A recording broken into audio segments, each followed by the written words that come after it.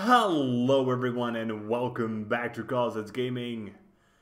Today we have a really weird story, like insanely weird. If this story came out on the 1st of April, I would have been like, yeah, this is one heck of a great April's Fool's. But apparently this is real, as Prince William, one of the British princes, wants to ban Fortnite. And I'm just sitting here completely baffled, completely confused on what the heck is going on. So, let's take a look at the story. The story is coming from Game Rant and is by Dalton Cooper. And apparently, Prince Harry recently appeared at the YMCA in West London to discuss the dangers of addictive video games. And that actually is something I will praise him for. Video games do have plenty of problems, and lots of them can provide, well, let's call it addictive patterns. And especially young children are very, very suspect to those. But when he went out and said about Fortnite that the game shouldn't be allowed, it's created to addict, I was just like, what? What are you talking about? No? No. Obviously games are created so you spend as much time as you can inside of them, and then money, because they want your money. That's their business pattern. The same way TV tries to make you watch TV for as long as possible, especially during the commercials. And the same way that a pub wants you to stay in as long as possible because they want you to buy drinks there. But banning stuff because it tries to make money, that's just wrong. And sort of similar to what I said about loot boxes. I don't like them, but I would not ban them. Even though I think they're just a horrible practice that abuses the heck out of psychological means of gambling. They do need some regulation, but they shouldn't be banned. And the same thing could possibly be said about Fortnite. And I don't even think Fortnite really abuses any psychological tricks to a way that other games don't. It's like, I'm just so baffled by this. And Prince Harry isn't the first one to call out Fortnite. There have been petitions, the game has been banned in China, other people suggested regulations, but nothing will really happen.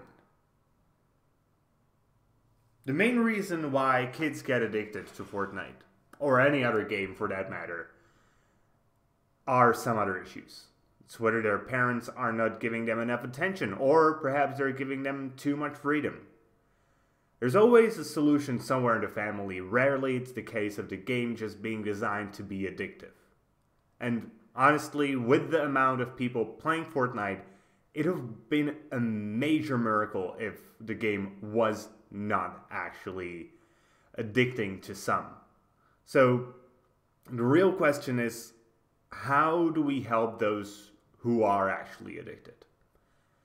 And I personally don't know. I don't have enough knowledge about the field of psychology to actually solve that.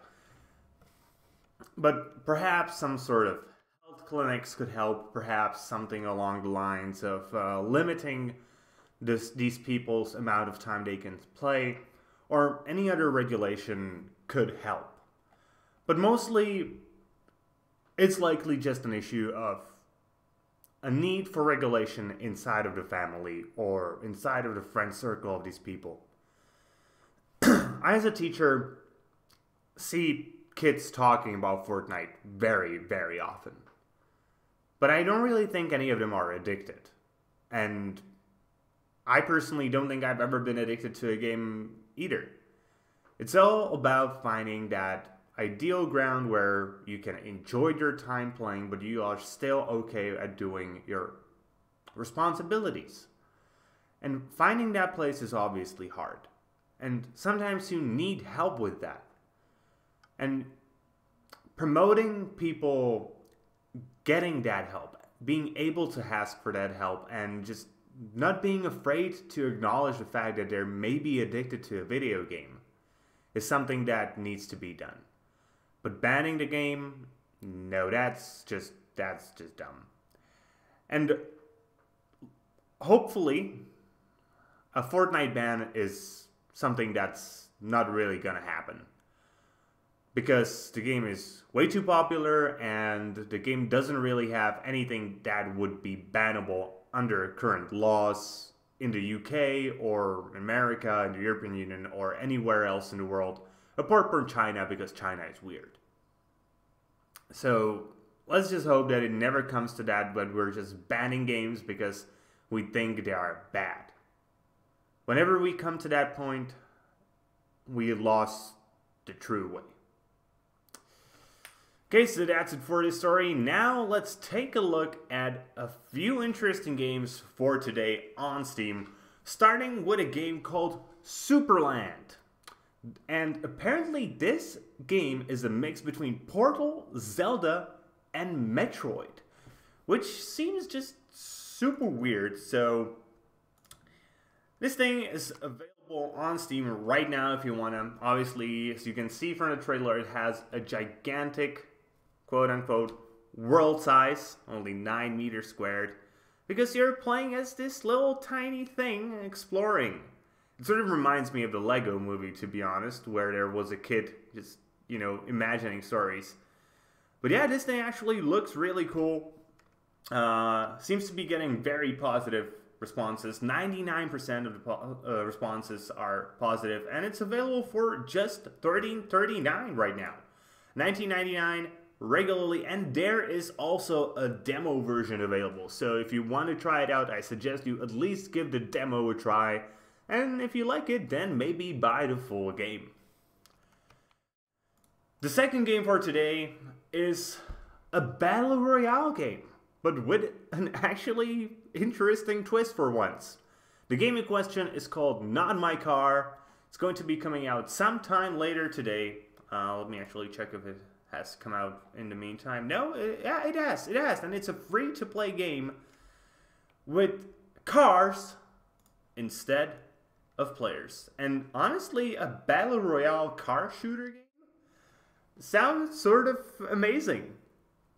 You can see just straight off the bat, this thing looks hilarious. And I'm pretty sure that this will not be a game that will gain a lot of traction. It might be something you just try out for like 20 minutes per day, but then you go back to Fortnite or PUBG or whatever battle royale game really tickles your fancy. But I love car shooter games, and if they're done properly, they are just amazing. So hopefully this thing is at least semi-good, and it's free to play, so I suggest you at least give it a try, because why the heck not? It's not something you get to actually play that often these days. And the last game for today is something for Dragon Ball fans. It is the game Super Dragon Ball Heroes World Mission. And somehow this is a Dragon Ball card game, which just sounds wrong. Don't get me wrong, I do sometimes enjoy me some Dragon Ball. It's one of the few animes I can say like, okay, because it's so Americanized. But a Dragon Ball card game just sounds so weird, to be honest. Yeah, the game is full of license, and for anybody who is a true Dragon Ball fan, this will probably something they will have to pick up, because if they don't, they will be more than sad that they haven't played it. This thing is available for $49, or you can get additional DLC for $29.98. And yeah, it's a pretty full price game. The game is getting some positive reviews. It seems to be animated really well, which really does help a lot of card games. That's the reason why Hearthstone is the best, because it has the best animations. Okay, so that's it for the games for today. So now let's do the end of the show. I hope you enjoyed it. Tell me, do you think Fortnite should be banned, or do you think that Prince Harry is being a bit of an idiot? Prince William, sorry. Prince William. I personally think he's being a bit of an idiot. And he's not my sovereign, so I can say that. Be sure to tell me in the comments. And be sure to subscribe if you enjoy the show. Be sure to give me a like. And see you guys tomorrow with more gaming news. See you guys later with more gaming content.